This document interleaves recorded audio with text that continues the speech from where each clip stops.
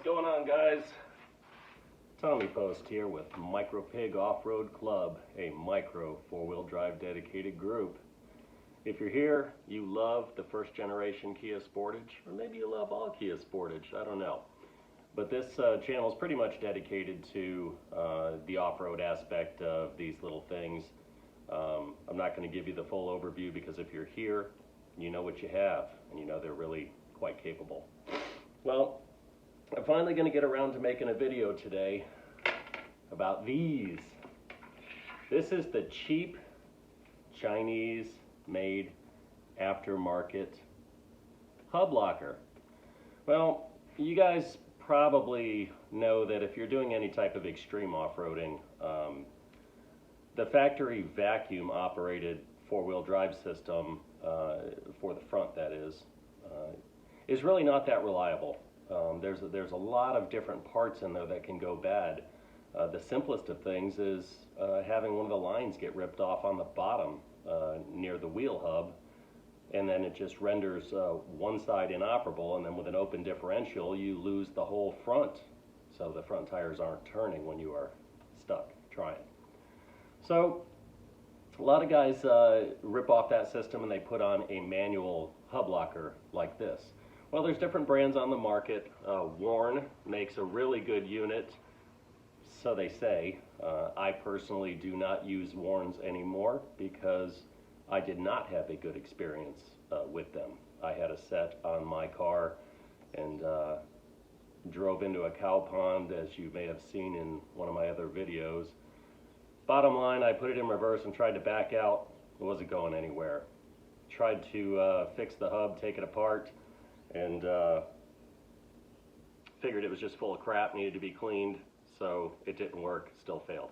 So I went with these guys. Now you can buy a set of these on eBay for literally probably about $55 for a pair.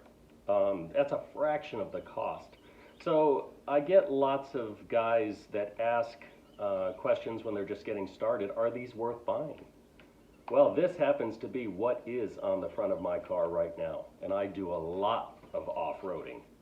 So what I'm going to do is take a quick second to give you the overview, and I'm going to tell you why it is I use them, and I can also tell you some of the pros and cons, so you can make your own informed decision whether you want to spend $55 for a pair of these, or whether you want to spend a couple of $100 for a set of Warn units.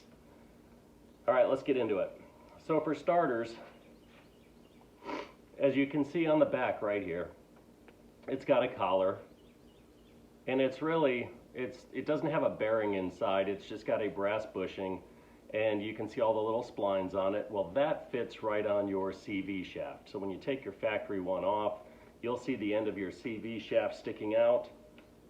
That slides right on there. Well, then you've got all these little bolt holes here. You can see the relief right here. Well, basically this part bolts right to, CV shaft comes out, goes right here and bolts right to your hub through all those little holes. And that holds it in place. So how does it work on the inside?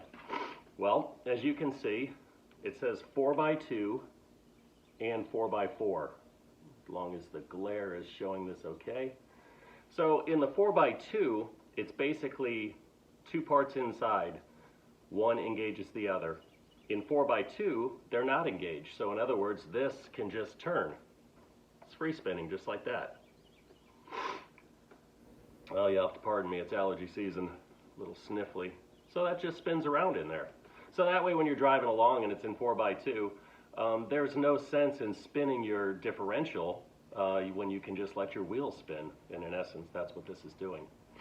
So you switch it over to 4x4, you hear a little click, you feel a little resistance when you do it, and now it's locked. So basically that would lock the CV shaft to the hub via these little bolts around here. All right, so let's take a look at it on the inside. Now for starters, whether you're installing these brand new or whether you are taking them apart to service them, you have to start by taking this chrome outer cap off first. Okay, so you want it in the 4x2 position. That way the spring that's inside is retracted up in it. Put it in the 4x2, and you've got 1, 2, 3, 4, 5, 6 tiny screws that go in here. I don't know if y'all have heard of Torx, T-O-R-X, but it's a star. It's a little star. Where's the lens? Yeah, it's a little tiny star. Well, this one happens to be a Torx number 20. I'm going to spare you guys the anguish of watching me take out all of these little guys with that Torx number 20. But that's what you need to do. Back them out, long skinny screws. When you put them back in, do not over tighten them. There is no need. All they do is hold this cap on. They have nothing to do with the strength of your four-wheel drive system. So don't over tighten them, because if you strip them out, getting them back out the next time is really going to suck. So once that's done, you can take the top completely off the base. Ugh. This base is no more than just that. It's got this black steel flange with a free spinning, brass bushinged, splined collar on the inside. That's all it is. So you start with this piece when you do your initial installation. Slide it right on, bolt it right on. I can't remember the size of the metric bolting that goes in these things. I want to say it's a 6mm by 30. I think that's what I used. But you're going to need to buy those bolts separate when you buy this. So make sure you get the right ones. Comment down below if I'm wrong on that, because I'm just going off of memory. Well, let's put that aside, because the real magic is here. So, if you look at this bottom one again, it not only has splines on the inside where it goes around the CV shaft, but it's got splines on the outside of it as well. Well, what do those splines interface with? They interface with the female splines on the top half, right here. So one slides over the other, but they're not overlapping each other until you turn this to four-wheel drive, and you'll watch.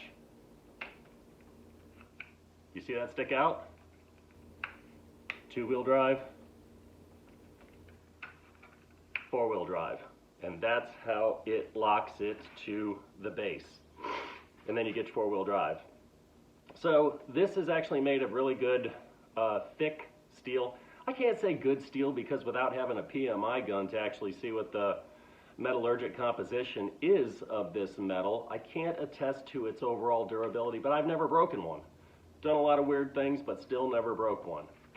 So when you're taking these things apart and you need to clean them, clean everything as good as you can.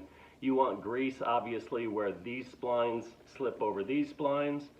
On the outside, just pretty much anywhere you can, clean and greased. There's a spring inside of here. If you can see, I can pull on this and it's got a little spring holding it in place. Well, you can actually take it off that spring so that you can clean this collar. The real trick to these things is putting it back. It's got a little groove on the inside, and that spring needs to go back in that groove, because if you don't put that spring back in that groove, you will be basically stuck in four-wheel drive all the time. So, I'll see if I can show you this. You have to grab that spring, and you pull it out with your fingers. Stick your fingers underneath it. Find the groove in the collar, just like this, and you start to thread it in a circle, almost like you're screwing it onto the spring. Once you get to,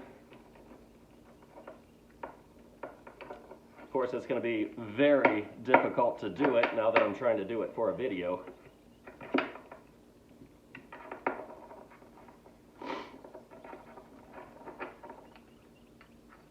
Come on, baby, get in there. Pull some more spring out.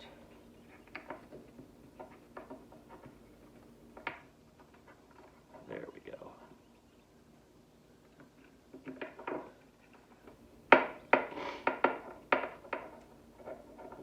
Yeah, enjoy watching me struggle with it. This is literally the hardest part about the maintenance of this particular piece. Is this right here, is getting this spring back in. Now a lot of guys, they do their cleaning and they don't even remove the spring. I personally do, because the spring will eventually rust. There you go. Once that spring's in place, you can make sure it's fully seated by aligning it all the way around. You'll see there's a little area right here with a little ditty on it that fits in this particular groove, and that's how you know you're back in alignment. So you keep turning that, now it fits like that, your spring is in place, and you turn it back to two-wheel drive and it sucks in, four-wheel drive sticks out. Well guys, that is the overview of the cheap Chinese hub locker. I actually recommend using them. Have not had any issues, and overall been a pretty good product. So do me a favor, if you like this at all, just click the like button down below, maybe subscribe if you want to see something more in the future. Happy off-roading to you. Thanks for joining us at MicroPig.